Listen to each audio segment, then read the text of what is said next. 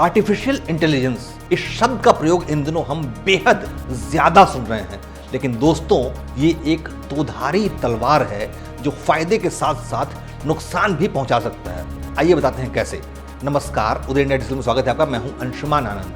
अब मान लीजिए कि आपको टीवी न्यूज के चर्चित चेहरे जैसे रजत शर्मा, सुजीत चौधरी जैसे किसी चर्चित शख्सियत को ये कहते सुन लें कि फलाने नेता जो हैं वो देश के लिए खतरा है क्योंकि 20 साल पहले उन्होंने हत्या करवाई थी या रिश्वत लिया था, तो आपका रिएक्शन क्या होगा? आप उन मशहूर एंकर्स की बात पर तुरंत भरोसा कर लेंगे और उस आधार पर अपनी चुनावी प्राथमिकता तय कर लेंगे कि जिस नेता का नाम इन एंकर्स लिया है उसे वोट नहीं देना है। लेकिन बाद में जब आपको पता चलेगा कि इन मशहूर एंकर्स ने ऐसा कुछ बोला ही नहीं, बल्कि इनके AI यानी आर्टिफिशियल इंटेलिजेंस वर्जन के जरिए इनसे ऐसा बुलवाया गया है, तब तक तो भ्रम में आकर आपका वोट बर्बाद हो चुका होगा। ये एक बड़ा खतरा है जो कि चीन इस बार के चुनाव में हमारे सिर पर थोप रहा है। भारत में चुनावी मौसम आ चुका है, सोशल मीडिया पर चुनावी प्रचार जमकर हो रहा है, लेकिन ये एक खतरे की आहट भी है जिसकी जड़ें छिपी हैं हमारे दुश्मन देश चीन में। आपको याद होगा कि हाल ही में कनाडा में भी चुनाव हुए थे, जिसके बाद कनाडाई अधिकारियों ने भारत और चीन पर अपने देश में हुए चुनावों में मेडलिंग यानी धांधली करने का आरोप लगाया था। हालांकि बाद में भारत पर लगाए हुए आरोपों को वापस ले लिया, लेकिन चीन पर लगे हुए आरोपों को कनाडाई अधिकारियों ने बनाए रखा। भारत में भी लोकसभा चुनाव सर पर हैं और इन चुनावों में आर्टिफिशियल इंटेलिजेंस का जैसा उपयोग बढ़ता दिख रहा है वो खतरनाक है। AI के दुरुपयोग से चुनाव में हस्तक्षेप भारत के लिए एक वास्तविक जोखिम है, क्योंकि देश में अभी तक डिजिटल गलत सूचना से निपटने के लिए एक मजबूत तंत्र मौजूद नहीं है।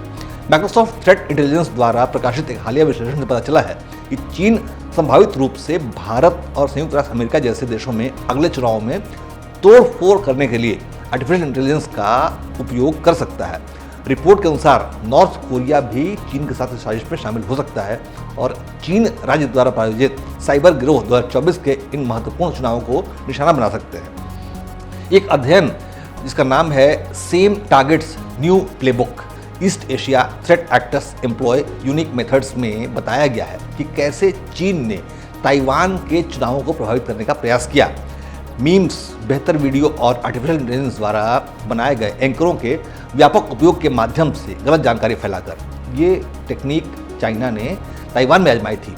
ये पेपर अमेरिका की घरेलू चिंताओं के उद्देश्य से चीनी आर्टिफिशियल इंटेलिजेंस की गलत सूचना रणनीति पर चर्चा करता है, जिसमें कई उदाहरण दिए गए हैं, जैसे कि कैसे चीन आर्टिफिशियल इंटेलिजेंस एक्टर्स ने अमेरिकी सरकार के बारे में विभिन्न साजिश सिद्धांतों को प्रसारित किया। इसको कॉन्स्पिरेसी थ्योरी कहते हैं, कि जिसमें आप गलत सूचनाएं प्रसारित करते हैं और इसके जरिए मतदाताओं में भय पैदा करने के लिए सोशल मीडिया अभियान चालू किया। सितंबर 2023 के एक विश्लेषण में माइक्रोसॉफ्ट थ्रेट इंटेलिजेंस ने नोट किया कि चाइनीज कम्युनिस्ट पार्टी, जिसका नाम CCP भी है, उससे जुड़े सोशल मीडिया खातों ने पॉलिटिकल स्पेक्ट्रम में अमेरिकी होने और प्रमाणिक उपयोगकर्ताओं की टिप्पणियों का जवाब देने का नाटक करके अमेरिकी मतदाताओं की पहचान को स्वीकार करना शुरू कर दिया था। ये अध्ययन ताइवान, दक्षिण कोरिया और संयुक्त राज्य अमेरिका में चुनाव में तोड़फोड़ करने के लिए चीन द्वारा आर्टिफिशियल इंटेलिजेंस के उपयोग पर केंद्रित है। हालांकि इसमें विशेष रूप से भारत का उल्लेख नहीं है, लेकिन इसकी चेतावनी भारत के लिए भी है कि आने वाले आम चुनावों को देखते हुए हमें अपने चुनावों में चीन के हस्तक्षेप को लेकर सावधान रहने की जरूरत है और उस पर नजर रखने की जरूरत है। बल्कि निष्पक्षता से कहें, बिल्कुल न्यूट्रल तरीके से कहें, तो इस पर सावधानीपूर्वक विचार किया जाना चाहिए। भारत में डीप फेक फोटोज, साउंड्स और वीडियो का जमकर प्रचार हुआ है। राजनेता और बॉलीवुड के सितारे भी डीप फेक से उत्पन्न खतरे से अछूते नहीं रहे हैं। प्रधानमंत्री मोदी का गरबा करते हुए एक डीप फेक वीडियो नवंबर 2023 में ऑनलाइन वायरल हुआ था। इस मामले में तब तूल पकड़ लिया जब PM मोदी ने खुद इस वीडियो को देखा और कहा कि उन्होंने सूर के बाद से कभी गरबा किया ही नहीं है। और अब चुनाव नजदीक आ चुका है तो यह संभव है कि अपमानजनक दावे और टिप्पणियां करने वाले भारतीय नेताओं के डीप फेक वीडियो सामने आएंगे। भले ही ऊपर से देखने पर ये विशेष हानिकारक प्रतीत नहीं होते हैं, बट AI यानी आर्टिफिशियल इंटेलिजेंस और डीप फेक में चुनावी मौसम के दौरान विशिष्ट राजनेताओं के खिलाफ सार्वजनिक उन्माद और पूर्वाग्रह भड़काने की क्षमता होती है, जिससे मतदाताओं की पसंद प्रभावित होती है, क्योंकि आम मतदाता जानता नहीं है कि ये वीडियो असली है या नकली है और मतदाता किसको समर्थन देते हैं किसे नहीं, इसको मैनिपुलेट किया जा सकता है। राजनेता और आम जनता दोनों ही AI विवाद से अनभिज्ञ हैं। अगर मैं इसको इस तरह से कह सकूं कि औसत एक आम आदमी जो है उसका डिजिटल IQ अभी तक उतना नहीं विकसित हो पाया है क्योंकि इंटरनेट और एआई ने नई नई तकनीकें लाके सामने खड़ी कर दी हैं। इसके बारे में हमारे देश के कॉमन लोगों को पता नहीं है। ऐसे में वो इस दुष्प्रचार से, जो चाइनीज दुष्प्रचार है, उससे प्रभावित हो सकते हैं। विभिन्न प्रकार के दुष्प्रचार और प्रचार के परिणाम स्वरूप भारतीय अधिक संवेदनशील हो सकते हैं, क्योंकि भारतीय भावुक लोग हैं। अब याद करिए कि कैसे कुछ साल पहले व्हाट्सएप मैसेजिंग के माध्यम से झूठी सूचनाओं का प्रसार भारत में बड़ी समस्या बन गया था। सोशल मीडिया प्लेटफॉर्म पर हर तरह की फर्जी खबरें अपलोड की जाती हैं, जो कि न तो सरकार और न ही प्लेटफॉर्म के प्रशासक यानी एडमिन्स वहां पर डाली गई खबरों पर नजर रखने का कोई प्रयास करते हैं। अब इस तरह का दुष्प्रचार रणनीतियां बड़ी संख्या में उन भारतीयों को भी टारगेट करती हैं जो डिजिटल इकोसिस्टम से अपरिचित हैं और पारंपरिक तरीके से समाचार प्राप्त करने के आदी नहीं हैं। ऐसी सामग्री को ऑनलाइन फैलाकर व्यक्ति इसे फेस वैल्यू पर लेकर दुष्प्रचार और फर्जी समाचार के चक्र को बढ़ावा देते हैं।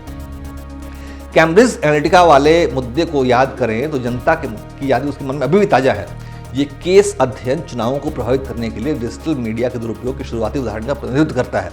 ब्रिटेन में स्थित एक राजनीतिक परामर्श कंपनी कैम्ब्रिज एनालिटिका को इसके लिए इतनी आलोचना झेलनी पड़ी कि अंततः इसको बंद ही करना पड़ा। आपको बता दें कि कंपनी पर 2016 के अमेरिकी राष्ट्रीय चुनाव को प्रभावित करने के लिए 87 मिलियन फेसबुक उपयोगकर्ताओं के रॉ डाटा का उपयोग करने का आरोप लगाया था। संक्षेप में कहें तो फेसबुक ने कैम्ब्रिज एनालिटिका के एक रिसर्चर को, जिसने डोनाल्ड ट्रंप के राष्ट्रपति अभियान का समर्थन किया था, उसको लगभग 87 मिलियन उपयोगकर्ताओं की पर्सनल इंफॉर्मेशन तक पहुंच प्रदान की थी, यानी उसको सप्लाई की थी। यूएस के लिए एक पेशेवर नेटवर्किंग और सामाजिककरण क्षेत्र प्रदान करने की आड़ में ये कॉर्पोरेशन यूएस की वर्चुअल सोने के खान पर बैठा हुआ है, जिसे वो विभिन्न उपयोगों के लिए अलग अलग स्टेट्स और नॉन स्टेट एक्टर्स को बेच सकता है। इस वजह से कई देशों ने पहले ही सोशल मीडिया कॉर्पोरेशन के लिए मजबूत नियामक ढांचे स्थापित कर लिए हैं। लेकिन अफसोस की बात है कि भारत में फिलहाल ऐसी किसी संरचना का अभाव है। इसका परिणाम ये है कि इन सोशल मीडिया दिग्गजों ने हमें सभी प्रकार की मार्केटिंग जो उनकी शुरुआतें हैं उसके लिए परीक्षण स्थल में बदल दिया है, यानी कि भारत एक टेस्टिंग ग्राउंड हो गया है। और यही वजह है कि हमारे भारतीयों की, हमारे आपके जैसे भारतीयों की पर्सनल इन्फॉर्मेशन, निजी जानकारी बेहद खतरे में है। ये डेटा संभवतः विभिन्न प्रकार के भारत विरोधी उद्देश्यों के लिए पहले से ही उसकी खुदाई की जा रही है, उनको बेचा जा रहा है। दुनिया में हम चुनाव चक्र के दौरान हमारे सांसदों और नागरिकों को टारगेट करने वाले परिष्कृत एआई अभियानों को कैसे संभालेंगे, अगर हम ऐसे बुनियादी गलत सूचना प्रसारण के प्रयासों को भी नहीं संभाल पा रहे हैं। इसका नतीजा ये है कि चुनाव आयोग को बेहद सावधानी बरतने की ज़रूरत है।